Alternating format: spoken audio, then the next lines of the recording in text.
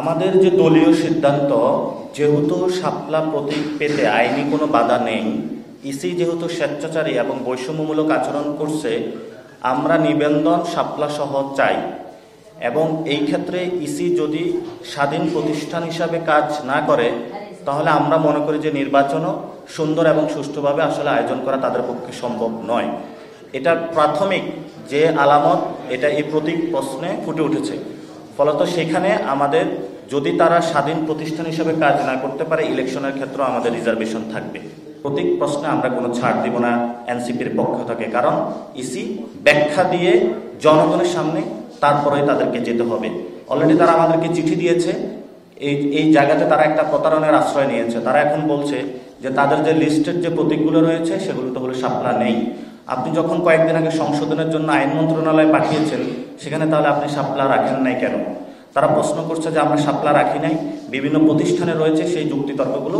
আমরা আমাদের প্রথম যে চিঠিটা দিয়েছিলাম, সেখানে পরবর্তীতে চিঠিতে আমরা সংশোধন করেছি। আমাদের প্রথম হলো শাপলা, তারপরে সাদা শাপলা, তারপরে লাল শাপলা, এবং ওই চিঠিটাই বলবৎ রয়েছে। ওই চিঠিটা তারা এখন আমাদের উত্তর দেয় নাই। উত্তর না দিয়ে আমাদেরকে আরেকটা চিঠি ইস্যু করেছে, যেটা একটা স্বেচ্ছাচারী সিদ্ধান্ত। তাদেরকে প্রথমে ওই চিঠিটার উত্তরগুলো আমাদেরকে দিতে হবে। আর আমরা শাপলা পেতে কোনো আইনি বাধাও দেখছি না, কোনো রীতিনীতির বহির্ভূত কোনো কাজও দেখছি না। ইসি বরঞ্চ এখানে একটি স্বৈরাচারীমূলক এবং বৈষম্যমূলক আচরণ করছে। তাদেরকে এই আচরণ পরিহার করে দেশের এবং জনগণের পক্ষে দাঁড়ানোর জন্য আমরা তাদের কাছে আবেদন করছি। যেই ইলেকশন কমিশন বর্তমানে রয়েছে, এটা কিন্তু বিভিন্ন দুইটি দল ভাগ বটোয়ারা করে নিজেদের মধ্যে দিয়েছে। এই ইলেকশন কমিশনের অলরেডি আমরা জানিয়েছিলাম যে কিছু ইলেকশন কমিশনার এখান থেকে পদত্যাগ করতে হবে, যারা দলীয় জায়গার ভূমিকা পালন করছে।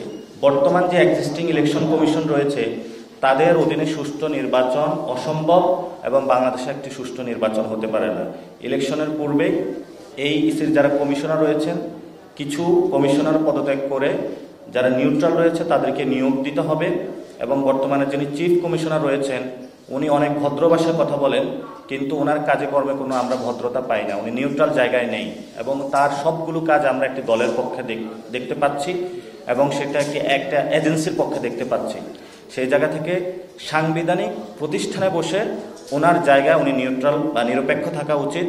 এবং যদি কোনো রাজনৈতিক দলের ক্ষেত্রে কোনো বৈষম্যমূলক উনি আচরণ করে থাকে, উনি এভাবে মিডিয়ায় বলতে পারবে না যে ব্যাখ্যা দিতে পারবো না। ওনাকে অবশ্যই ব্যাখ্যা দিতে হবে এবং জবাবদিহিতার আওতায় আসতে হবে। এবং যদি উনি জবাবদিহিতার না আসে, তাহলে হয়তো বা আমরা ইলেকশন কমিশন ঘেরাও দিয়ে ওনার পদত্যাগ করতে বাধ্য করবো ওনাকে।